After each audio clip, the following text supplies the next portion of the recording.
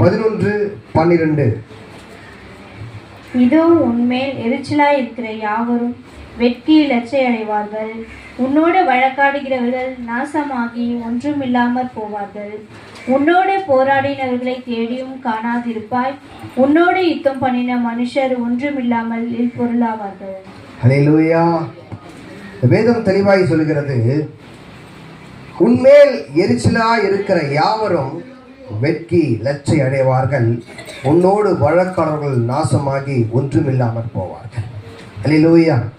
நல்லா கவனிங்க. இன்னைக்கு நிறைய பேர் குடும்பத்துக்குள்ள பயங்கரமான பிரச்சனைகளை சிக்கி தவித்து கொண்டிருக்கிறீங்க.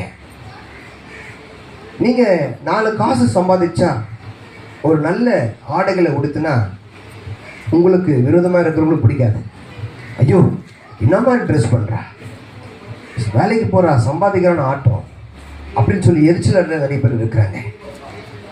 உங்கள் வீட்டில் ஒரு நல்ல ஒரு வீடை கட்டி ஒரு சீரியல் செட்டெல்லாம் போட்டு 4 பேருக்கு பத்திரிக்கை கொடுத்து வீடு பிரதர்ஷனம் பண்ணால் இன்னும் கோபமாகறாங்க. இந்த உலகமே அப்படிதான் இருக்குது. ஆனால் ஆண்டவர் சொல்றாரு, நீ அதெல்லாம் குறித்து கவலைப்படாத. உன் மேலே எரிச்சலாக இருக்கிற யாவரும் வெட்கி லட்சை அடைவார்கள். அல்லேலூயா. ஆண்டவர் அவங்களோடு வழக்காடுவார், அவங்களோட யுத்தம் பண்ணுவார். நீங்க அவங்களோட சண்டை போட வேண்டிய அவசியம் இல்லை, நீங்க கோவப்பட வேண்டிய அவசியம் இல்லை. எனக்கு அன்பான அன்பு பிள்ளைகளே, நான் உங்களுக்கு சொல்வது ஒன்றே ஒன்றுதான்.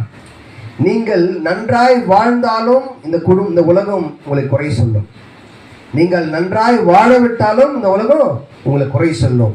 குறை சொல்லுகிற உலகத்தை குறித்து நீங்கள் கலங்கி போய் நிற்காமல் குறைவு மத்தியிலே நிறைவை கொடுக்கிற தேவனை நோக்கி பாருங்கள்.